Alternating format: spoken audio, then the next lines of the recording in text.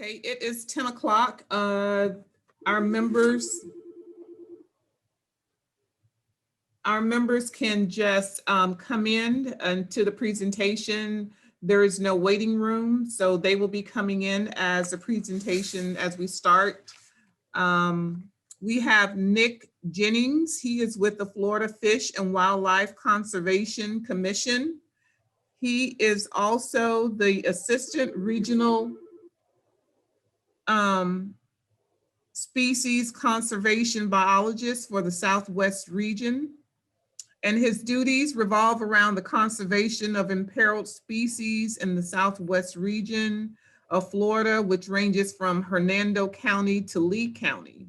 So right now, I will turn it over to Nick. Thank you again for being with us. We really appreciate it. Thank you, Angela. Like she said, I'm Nick Jennings, species conservation and biologist in the Southwest.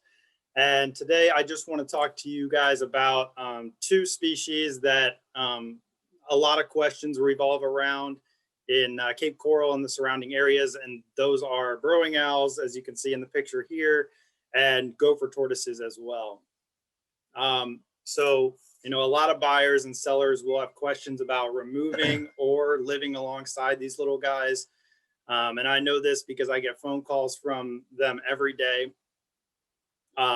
So today, just to give you a brief outline, I want to give you guys a little background on these two species. And then the main part is I want to open it up to you guys to hopefully answer some questions that you have from some of your experiences with them. And also, if you have questions about any other species, herons, egrets, ospreys, eagles, I can do my best to answer any of those questions as well. Those are species that I work with regularly. So any wildlife questions you guys have, feel free to shoot those at me when we get to that part. So with that being said, I'll just jump into it. For burrowing owls, to start out, they're found in a variety of habitats. Originally, they lived in rural areas, but as those areas became more developed and agriculture picked up, they began appearing more and more in urban environments, and they learned to exploit urban areas, and that's what they did in Cape Coral and places like Marco Island. And, you know, in these areas, they have a very low chance of being killed by their natural predators like foxes and coyotes, so they really love it in the city, and they don't mind, you know, living near people. And, you know, you've probably seen that. They'll live in people's yards and parking lots, all that kind of stuff. Typically their burrows are about 5 to 10 feet long. So not all that long in comparison to species like gopher tortoises. But they like to decorate the entrances of their burrows with dead animals and things like that to kind of say, hey, you know, I'm the best. Look at everything I've killed here. And, you know, that kind of puts them higher up on the totem pole, so to speak, and helps them attract a mate. They do rely on these burrows year round, even if they aren't using them in a particular month or a few months. They may come back to those burrows for breeding grounds or a foraging location. So those burrows are protected year round. And typically they'll nest from February 15th through July 10th. And so that is the official breeding season in the FWC guidelines. So these are the rules and protections that they are afforded by FWC and the U.S. Fish and Wildlife Service. The main rule is this, the one at the top, 68A-27, and that's no person shall take, possess, or sell any of the endangered or threatened species included. And take is the really important word there. And the simple definition I like to give take is if you are harassing or harming the animal, you're causing take. And you don't want to cause take. You know, that's where you can end up with a costly citation from the FWC.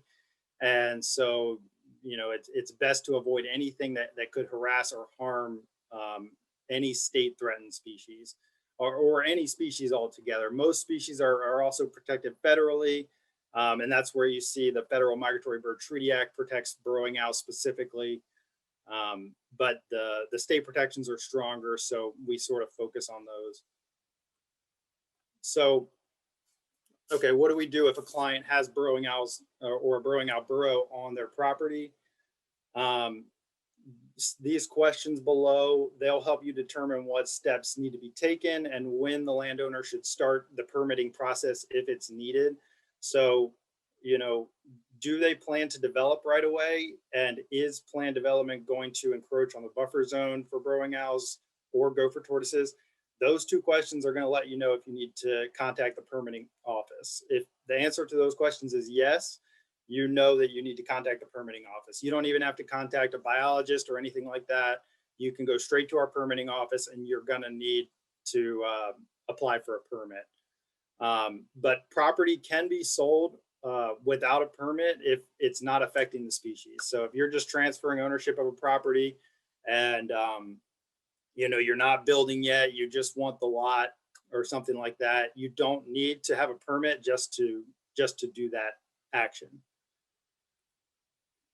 So these, we have species conservation measures and permitting guidelines for burrowing owls and also for gopher tortoises. And this is information that we have publicly on our website, but I can give you the link for this information as well. It's very helpful if you, you know, if you just need something to refer to, if you have a quick question. It is, you know, a great resource for technical assistance. It has everything from biological background, distribution of the species, recommended conservation practices, ways to avoid needing a permit. And if you do need a permit, it has all the information on permitting and mitigation options and everything like that. So, you know, what causes take of burrowing owls? All these things listed below are going to cause take. You know, some of them, the most important ones are those disturbances within the certain amount of feet. Those help people to know how to avoid causing take. If you stay with it, you stay outside of those buffers, you're not going to cause take to burrowing owls. If you're within those buffers, what we're saying is you have a high likelihood of causing take to the species. So those are the buffers that I always give people who call in. If it's during the breeding season, which once again is from February 15th through July 10th, the buffer zone is increased to 33 feet. And that means anything that, you know, any activities that might disturb owls, anything related to construction is going to be prohibited within that zone. So, you know, if you guys have questions, that might be something you have questions about. Will this cause take? I'd be happy to answer those questions.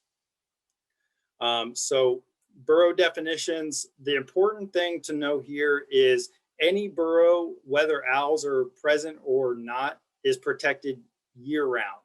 So if you have a burrow and you're like, oh, but I haven't seen owls, there haven't been owls for months, unless that burrow is obviously collapsed, then it's still protected. It's still a potential habitat for burrowing owls, and a permit will be required in order to collapse and fill that burrow, you know, artificially. You know, if a burrow is quote unquote abandoned, that's when you can look at the burrow and it's obviously, you know, just sunken in or been flooded, and you know there's no way that an owl could access it or use it. That's the only time when you will not need a permit to remove a burrow. So what exactly do the buffers mean? I sort of alluded to this earlier, but it's basically anything that's going to really be a disturbance to the owl. So walking around, doing your daily normal activities aren't things that are, you know, are going to disturb them. If say it's during the breeding season and the buffer's 33 feet and your sidewalk is like 15 feet from the burrow, walking in and out of your house isn't something that's going to disturb them. And even mowing your lawn isn't something that's going to disturb them. But as you get closer to the burrow, we do recommend that you use, you know, hand trimmers or, you know, lighter tools, not necessarily a lawnmower, because those do have potential to collapse the entrance of the burrow. So, you know, just being kind of mindful about that. But you know, a lot of those things are fine to do. It's mainly just those prolonged, you know, construction activities, things that you would typically need a permit for. Those are the things that are going to disturb them and possibly cause them to abandon their nest. So some activities that are not expected to cause take, you know, as we talked about before, anything outside the buffer zone, mowing lawns is fine. Use of pesticides and herbicides is fine as long as it's according to the label and just not immediately around the burrow entrance within a few feet. And there are other activities that are fine to do listed on the guidelines that I referenced earlier on pages 8 and 9. So a common question is, how much is it all going to cost? And what I typically tell people is $1,900, because that's the most that they're going to end up paying as far as paying FWC. There is an option to pay $850 that some people elect to do, and that would be installing starter burrows on their property. So if folks don't mind having the burrowing owls on their property and they have room for them after construction, they can elect to put new burrows in a different part of their property where the construction didn't occur. And that will reduce the fee for the FWC permit because it's taking away from some of that mitigation payment. But most people, the vast majority, pay the $1,900. So that's why I say, you know, I'll give them a range. I'll say $850 to $1,900. But typically $1,900. And then there is also the fee that's from the authorized agents, which are the folks that go and actually collapse the burrow and fill it and help with the permitting process. And they typically will charge a fee as well. They are a third-party consultant, so we don't have an exact price for them, but I typically will tell people if they want to know, like, you know, what's the most this is going to cost me. A lot of people want to know, and I just tell them $3,000. So expect to pay $3,000 if you want to. If you're going to buy this property and you want to build on it, expect an extra $3,000 in order for you to be able to build. And typically the permit also takes 45 days to go through, but it could take a max of 90 days. So, you know, that's another thing you're going to want to keep in mind. If you want to buy a lot and build right away, you may have to wait for that permit to process.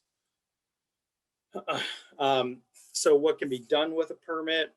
You know, they can be accessed anytime on our online database.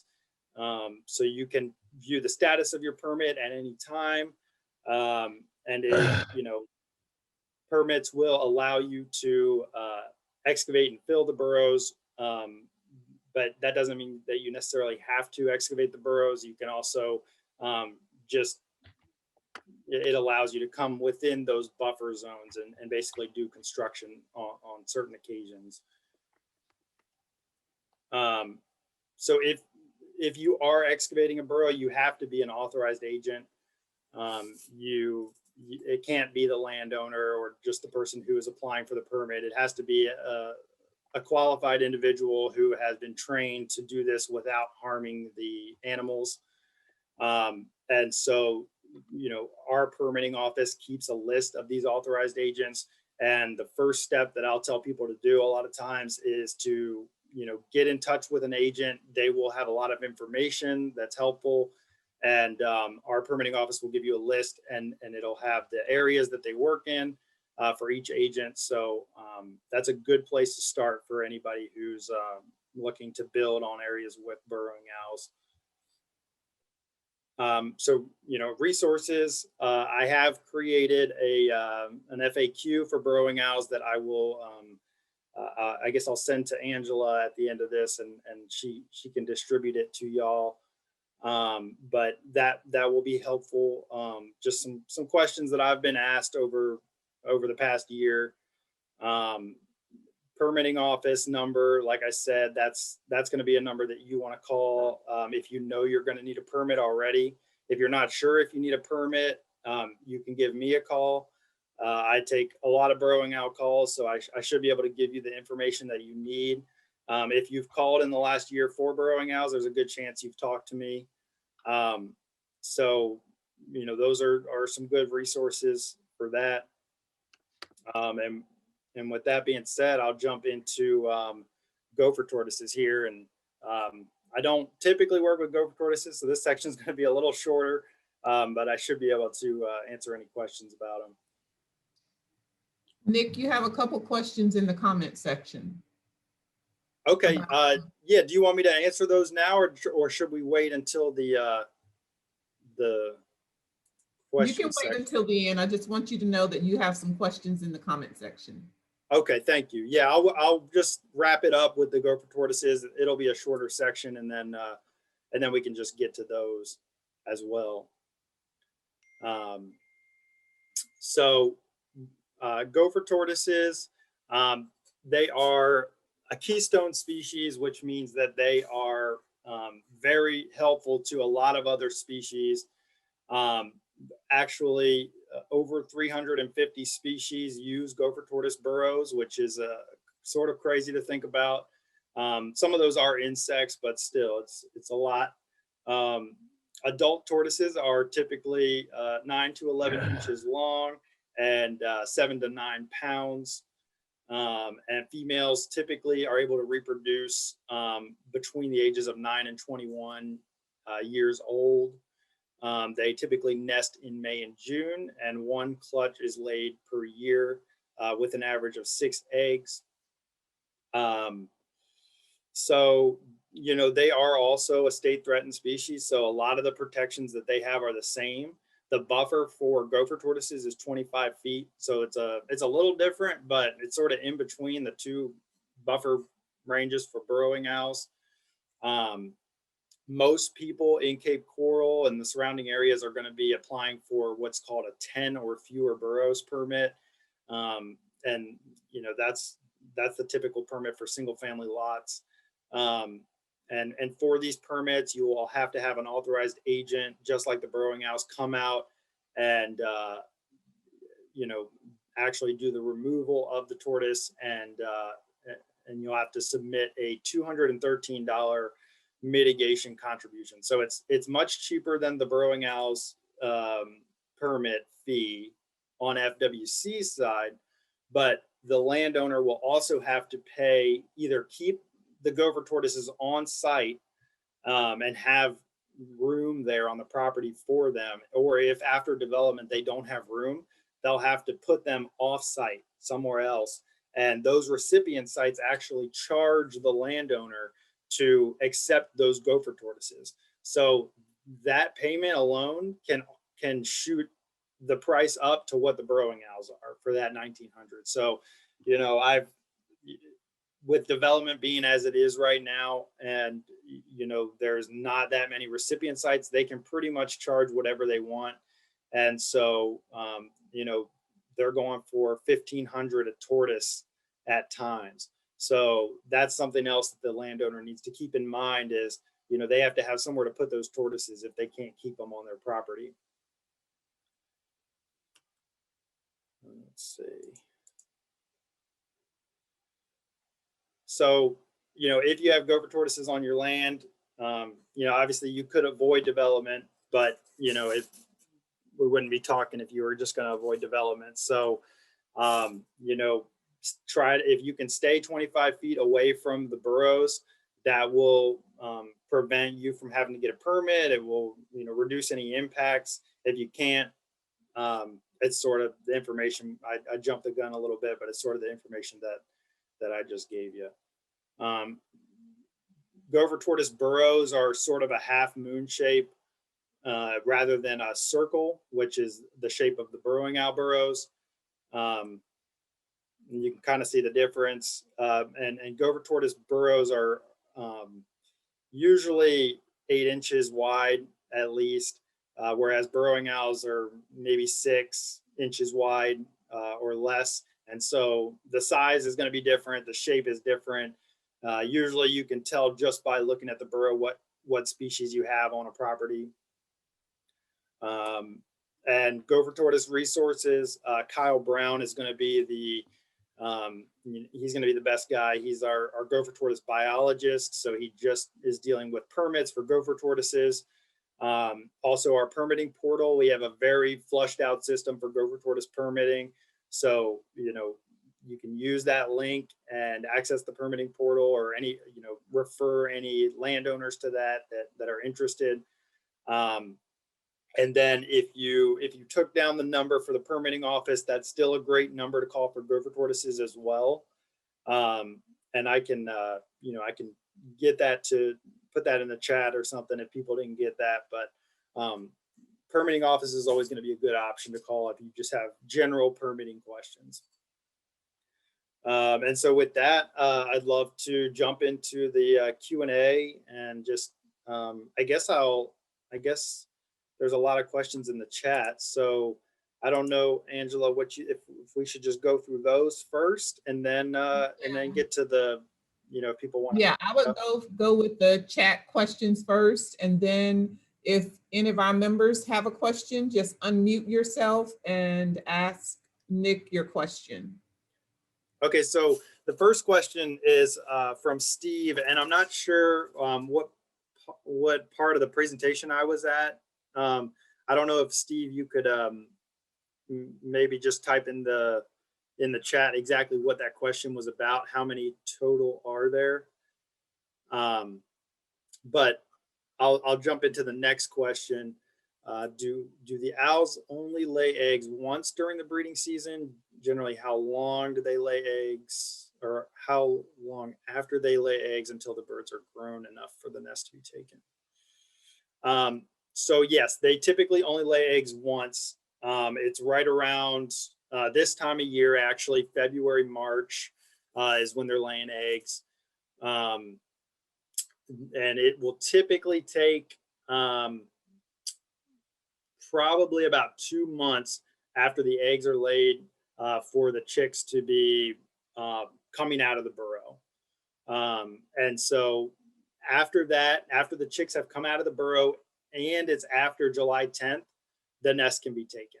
But it's very important to remember that between February 15th and July 10th, even if there's no chicks in there, there's no excavating burrows unless it's a health and human safety issue.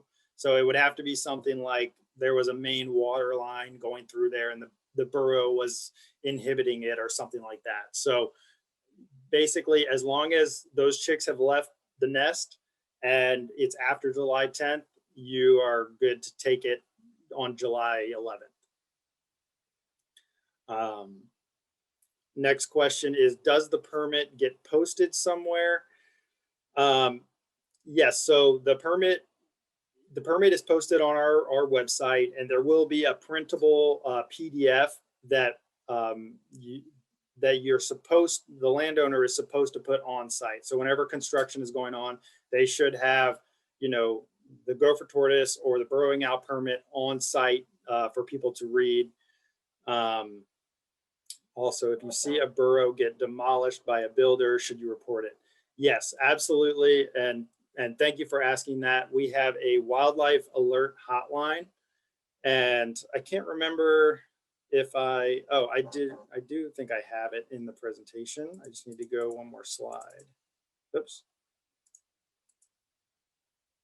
If I could just get this right. So yeah, if you all can see that, I forgot to go to my last slide, but the wildlife alert hotline, if you would all please take that down, and if you see any construction happening with burrows on it or anything that just doesn't look right, if you call that number and report it, typically an officer will be out there within the same day. So that is always appreciated, and we need folks on the ground to be reporting those to actually know that those violations are going on. And it does happen every week. I'm getting calls for violations, so it's not something that's unusual. And we have a lot of folks in Cape Coral and other areas that are very diligent about reporting that kind of stuff, which is I'm thankful for.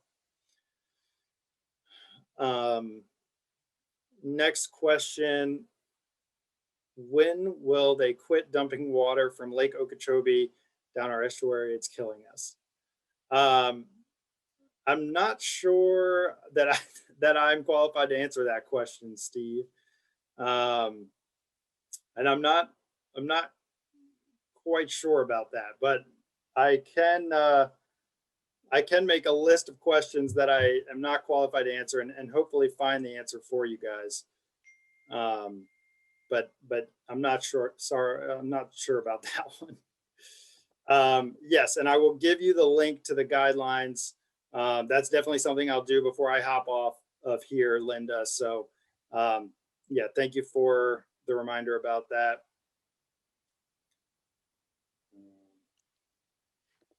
Next question is also from Linda. Are tortoise nest marked like owls? If not, how would we identify? So typically they are marked with PVC pipes or with wooden stakes like the burrowing owls are, but they don't typically have the signs that the burrowing owls have. The burrowing owls have the sign with the print on it, and usually it's posted right in front of the burrow. Tortoises don't have that, but that half moon shaped burrow is a good way to verify that it's a gopher tortoise. Nothing else has that shape. And, you know, obviously it has that shape because of the shape of the dome of the shell. So there's nothing else really that you could mistake it for. It could be other species in there, but it doesn't matter. It's still protected as a gopher tortoise burrow if it, you know, if it was originally dug by a gopher tortoise. I can go there and make sure the garage door on What the side is open. What is the success rate of transporting owls and tortoises? So owls do not get translocated. They do not do well with being taken from one place and moved to another place. And typically they can just fly back anyways. Tortoises do extremely well as long as it's according to FWC permitting guidelines and measures. So typically when we translocate a tortoise, they will also try to find their way back home, and they'll travel 300 miles to get back to their original burrow. So, you know, what we do is we put an enclosure around them for 6 months to a year, and sort of force them to, you know, to lay their roots in that area and, you know, dig a burrow and become habituated to living there.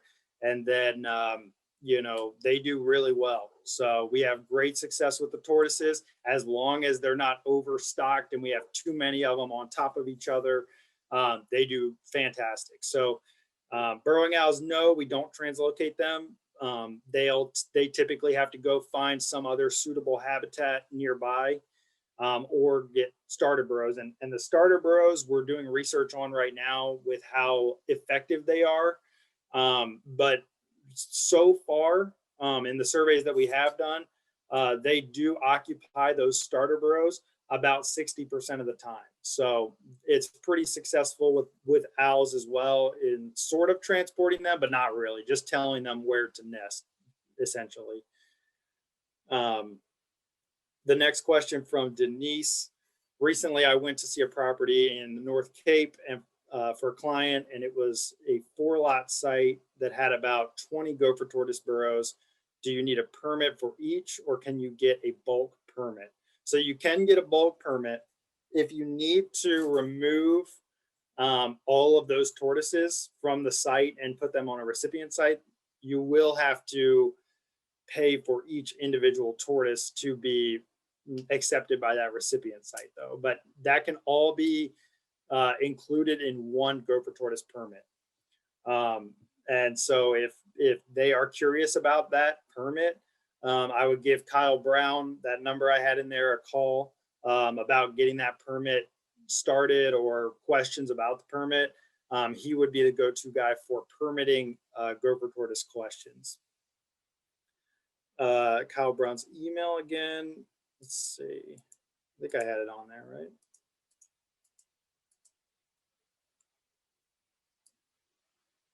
There's his email. Can you put the Gopher website info back up, please? these. Oh, yes. So there you go. Scrub jay FAQ. So Janet, I don't have a scrub jay FAQ because it's a federally listed species. So it is managed by the US Fish and Wildlife Service. But I do have information for scrub jays for the US Fish and Wildlife Service. And that's something else that I can include. Let's see. I don't know if it would be easiest to put that information in the chat or to just give it to Angela afterwards and let her disseminate to you guys. But I can get that information for the scrub jays to you guys. But basically, it's not FWC. We don't regulate scrub jays as much. Yes, Nick, if you would just send me the information and then I'll send it to everyone. Perfect. That would be easy. Perfect. And looks like Steve said burrowing owls total. How many total are there? So Steve, we don't really know, but in Cape Coral, we believe there are about 1,000. But those are we do an annual volunteer survey, so it's not necessarily the most rigid survey.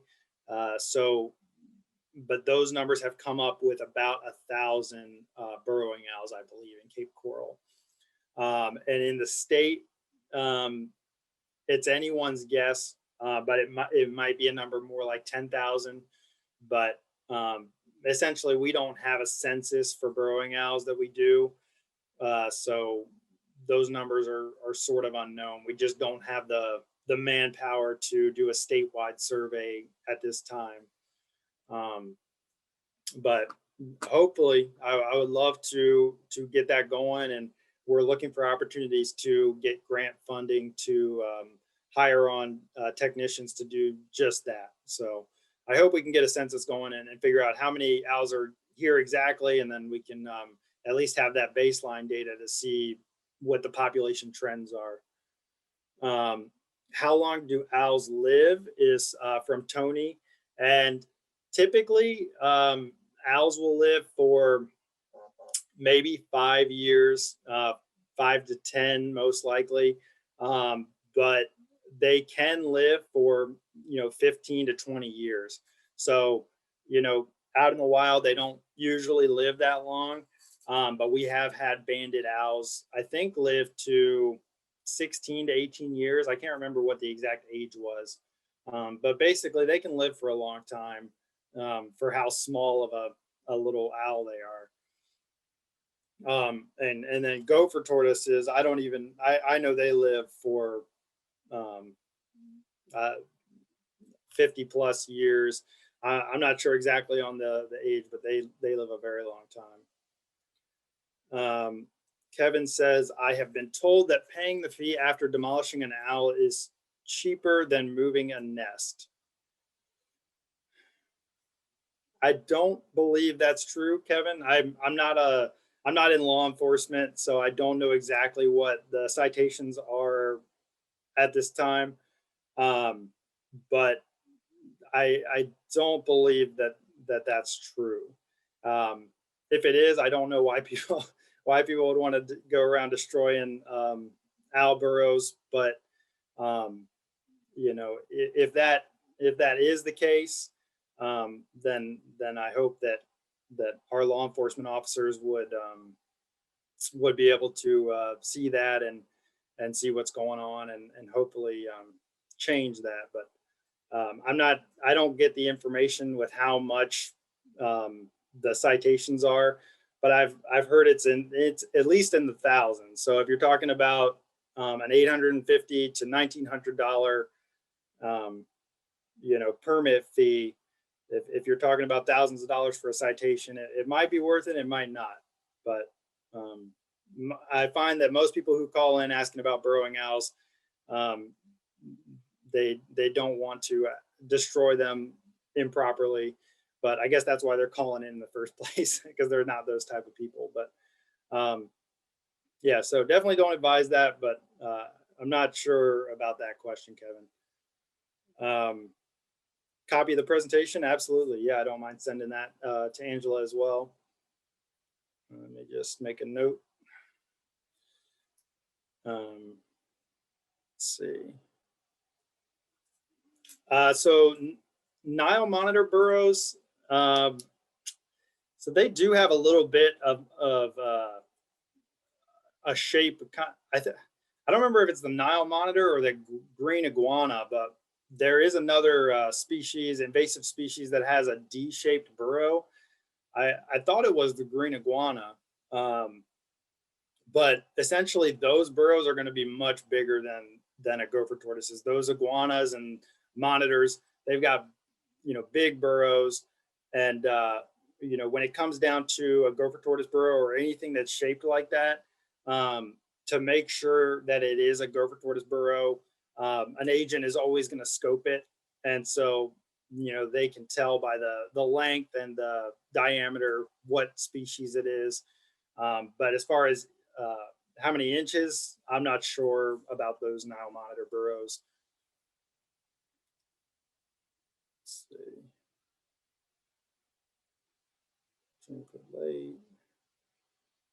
Are owl removal permits good for a certain period of time? Yes, so typically a removal permit is good for 1 year. And whenever you remove the owls, or, you know, remove the burrow, you're going to have to start construction within a specified amount of time. Typically that's, you know, 2 days to a week. And the reason for that is because the owls will come back right after you remove them. So if you fill a burrow and you don't start construction, the owl's going to say, okay, well, I'm coming back and I'm just going to dig another burrow. So that's why it's required to, you know, go ahead and start construction right away after you remove it.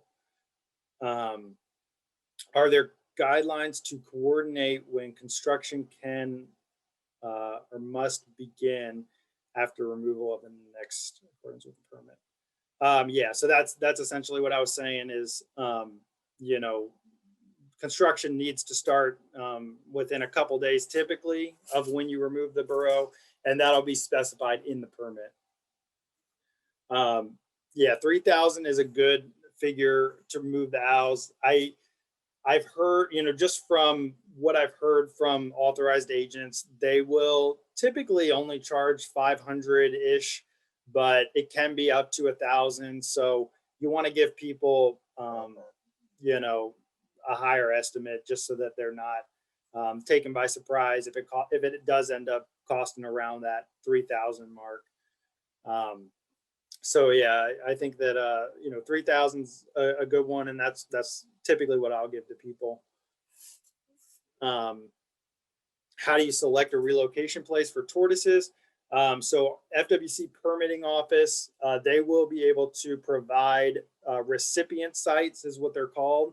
And so you can call around to different recipient sites, or whoever the landowner is can do that, and price around, get quotes.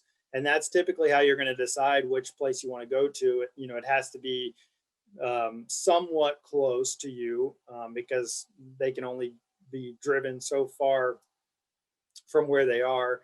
And, you know, you're going to want to go with the cheapest option most likely. So it's a matter of getting the list and then just calling around for quotes. Is it typical to find one tortoise per burrow, or are there more in each burrow like the owls? So like the owls, you can get 2 tortoises in a burrow.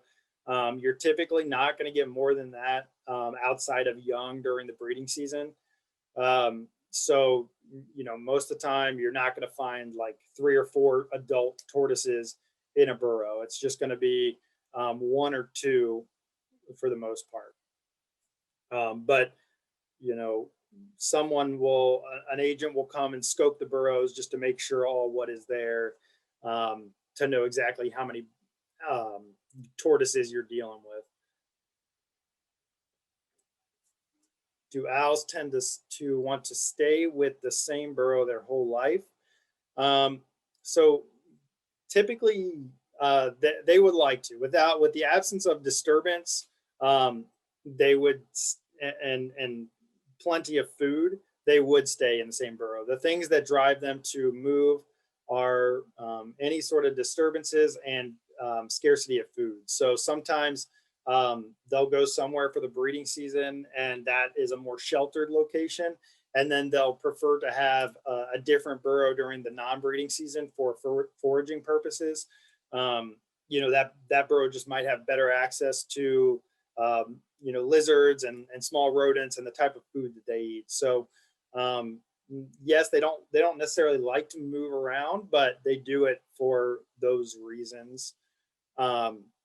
And that's really the only reason that they would go away for a period of the year, or seem to go away, just because they're changing burrows for a certain time of the year. So sometimes I know some properties, they have burrowing owls during the breeding season on their property, and the rest of the year they're gone. So they must have different grounds during the non-breeding season to forage.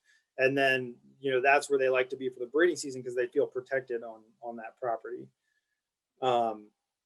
So that might be why it seems like they go away and come back. Are owls good for our environment? So like gopher tortoises, they are a keystone species. Our owls dig their own burrows. So they make habitat for hundreds of other species, you know, just like gopher tortoises. And so, you know, they are an important species for that reason. In Cape Coral in particular, they bring in a lot of money. A lot of people come from out of state just to see the burrowing owls. So, you know, a lot of that money that's spent on, you know, travel and all that kind of stuff, you know, goes to the city of Cape Coral. And we are working with the city to create habitat for various species, including burrowing owls and gopher tortoises. So, yeah, I think overall for the environment, you know, we just want to protect any species that is threatened, and that's that alone is good for the environment. But burrowing owls and gopher tortoises themselves, because they dig burrows and provide a home for a lot of other species, are good for the environment as well. And yes, Steve, I do personally go out and inspect burrows occasionally. I'm not an agent or anything like that, but I will do it if there's any sort of a violation going on occasionally. And I do the starter burrow surveys, and I'll go out to Cape Coral quarterly to do surveys. So I do look at the burrows myself. And like I said, I'd hope to get more staff on board that could help with surveys for both of these species, but we're a little bit limited as far as how much we can do at this point. I think that's all of the chat questions, Angela. I'm not sure if people have you know, questions that they wanted to speak out with, but. Does anyone have any questions for Nick? If you do, please unmute yourself and ask your question.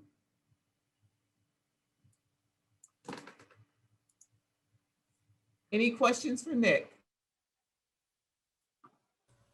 Nick, so is Cape Coral pretty much the only place that you find these owls and these tortoises here in Lee County?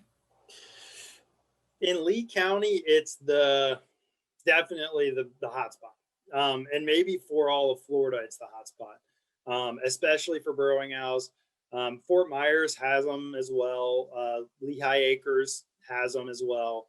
Marco Island down in Collier County is a huge hotspot as well. So there are other places, but Cape Coral is definitely sort of the center of all that. It's the central location where we just have, you know, I have probably about 5 to 7 calls a day for burrowing owls, and you know, 80% of those are from Cape Coral. So, you know, with the amount of development and the amount of owls there, it's definitely the location, the hotspot for them.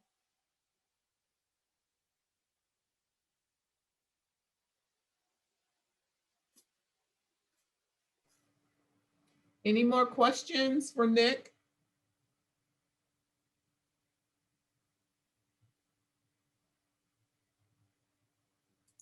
Looks like something came in the chat. Oh.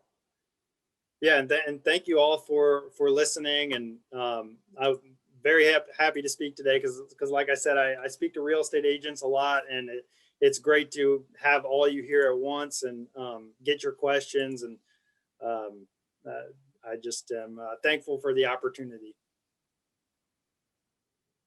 Well, and we're so thankful that you were able to join us today and speak with us.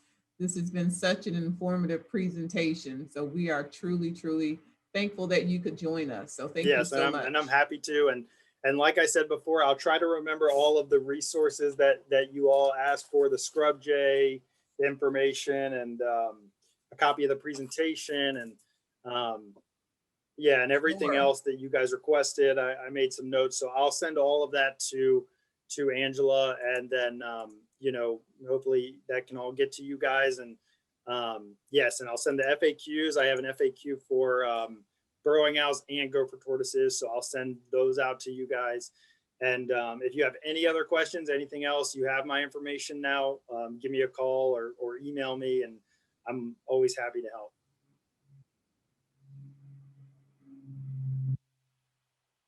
Okay, I think one more thing came in the chat. Okay, let me, Nick, about something. I'm trying to get my chat thing to come. Oh, there we go. Let's see here. Manatee info. Yeah, sure. I can. I don't typically work with manatees, but I can get as much info as I can. It may take a little longer just because I don't have that on my computer right now. So I'll probably send the other information first, but I'll send that manatee info to Angela as soon as I can get it.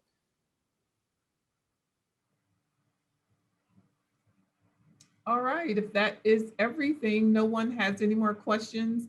Again, thank you, Nick, so much for this presentation. It was very, very informative, and we you just had a plethora of information. So thank you again so much. Yeah, and thank you guys for the opportunity once again, and just hit me up if you need any information. All right, thank you again. Thank you guys. Have a good weekend. You as well. Enjoy the springs. Thank you.